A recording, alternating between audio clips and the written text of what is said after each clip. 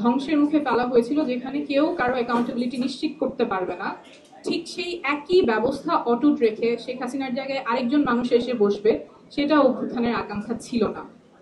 কারণ ওই সময়টাতেই সবাই বলেছিলাম বাংলাদেশ 2.0, অর্থাৎ আমাদের একটা আমূল পরিবর্তন প্রয়োজন, শুধুমাত্র বেগ কিছু জিনিস না। রাস্তায় রাস্তায় এখনো দেয়ালে দেয়ালে লেখা আছে স্বাধীনতা এনেছি সংস্কারও আনবো।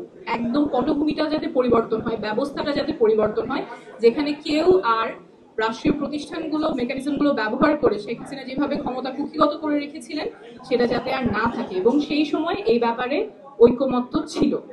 তো এই পটভূমিতেই কিন্তু অন্তর্বর্তীকালীন সরকার অনেকগুলো কমিশন করেছেন। সেই কমিশনগুলো আমাদের ব্যবস্থাগুলোতে কি পরিবর্তন লাগবে, কি সংস্কার লাগবে, সেটা নিয়ে তারা খতিয়ে দেখবেন। কিন্তু এই যখন কমিশনগুলো ফর্মড হলো, কমিশনের যে রিপোর্ট আসবে, অনেকগুলো কমিশন হলো, তার মধ্যে মাত্র 6টা কমিশনের রিপোর্ট নিয়ে ঐকমত্য কমিশন গঠিত হলো।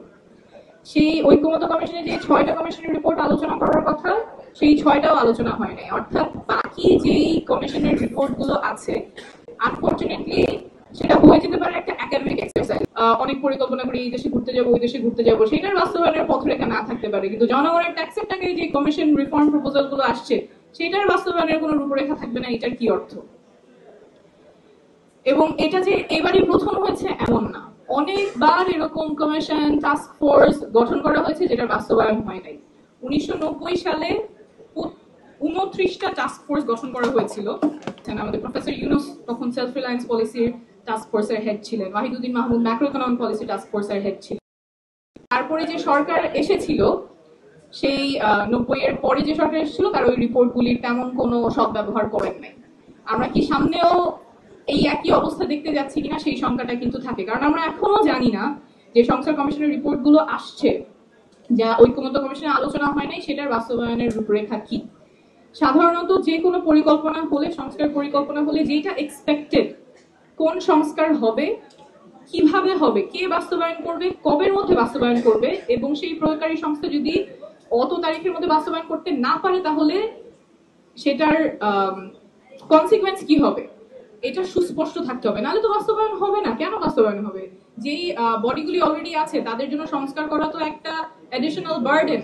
তার মধ্যে যদি পাথওয়ে স্পেসিফাইড না থাকে তাহলে তো সেটা বাস্তবায়নের কোনো আশা নাই, এবং এটা আমরা বারবার হতে দেখেছি, 90-এ হতে দেখেছি, বিগত কেয়ারটেকার গভর্নমেন্টের আমলেও হতে দেখেছি। আমরা যে কথাটা বলছি যে কে বাস্তবায়ন করবে, কবের মধ্যে করবে, এবং না করলে কি হবে, এইটা স্পষ্ট থাকতে হবে প্রত্যেকটা সংস্কারের ক্ষেত্রে। জুলাই সনদের ক্ষেত্রেও এখানে কমিশন থেকে একটা প্রস্তাবনা এসেছে যে যদি নির্ধারিত সময়ের মধ্যে যে সংস্কারগুলোর কথা বলা হচ্ছে সেটা যদি না করা হয় তাহলে সেটা স্বয়ংক্রিয়ভাবে গৃহীত হয়েছে, এটা দেখা হবে। So that is one way of saying what will happen if this is not implemented. There can be other ways, but what is the other way? We cannot leave it without consequences. যদি এটা না হয় তাহলে কি হবে, সেটা যদি স্পষ্ট না হয় তাহলে হয়তো এটা হবে না। তো সেই ক্ষেত্রে আমাদের পথরেখাটা খুবই সুস্পষ্ট থাকতে হবে যে সনদ কিভাবে বাস্তবায়ন হয়, কারণ অনেকবার আমরা প্রতারিত হয়েছি, অনেকবার দেখেছি যে এগুলো একাডেমিক এক্সারসাইজ হিসেবেই থাকে, কাগজ হিসেবে থাকে, জনগণের কোনো কল্যাণে আসে না। ওই রাস্তায় আমরা ফেরত যাব না। অনেকে মনে করছেন যে রাজনীতি আগের মতোই চলবে। রাজনীতি আগের মতো চলবে না। রাজনীতি পাল্টে গেছে, জনগণ অনেক সচেতন, জনগণ আর প্রতারিত হবে না। নোট অফ ডিসেন্ট নিয়ে শেষ একটা কথা, জাস্ট একটা এক্সাম্পল দিয়ে বোঝানোর জন্য। যেমন আর্টিকেল 70 জাতীয় নাগরিক পার্টি চেয়েছিল আর্টিকেল 70 যাতে বাতিল হয়, কিন্তু ঐকমত্যের স্বার্থে সেখানে অনেকগুলো পলিটিক্যাল পার্টির সাথে আলোচনার সাপেক্ষে দুইটা এক্সেপশন অর্থহীন এবং অনাস্থা ভোট। তো এইটা নিয়ে সাফিসিয়েন্ট কনসেনসাস ওখানে হয়েছে, অর্থাৎ পলিটিক্যাল পার্টি সবাই মোটামুটি একটা জায়গায় আসার ফলে কেউ ছাড় দিয়েছে, কেউ যেটা চেয়েছিল সেটা পেয়েছে, সেটা তারপরে ঐকমত্য কমিশন লিপিবদ্ধ হয়েছে। এখন প্রস্তাব হচ্ছে যেটা সবার মধ্যে ঐকমত্য হয়েছে সেটা জনগণের কাছে যাবে, গণভোটে যাবে। এর চেয়ে আর কমপ্লিকেটেড করলে যে অ্যান্সারটা গণভোটের মাধ্যমে আসবে, that will be very difficult to interpret. So যেই পদ্ধতিতে একটা সাফিসিয়েন্ট কনসেনসাসের মাধ্যমে জুলাই সনদে ঐকমত্য প্রপোজালগুলি এসেছে, সেটার ব্যাপারে মানুষের রায় নেওয়া উচিত।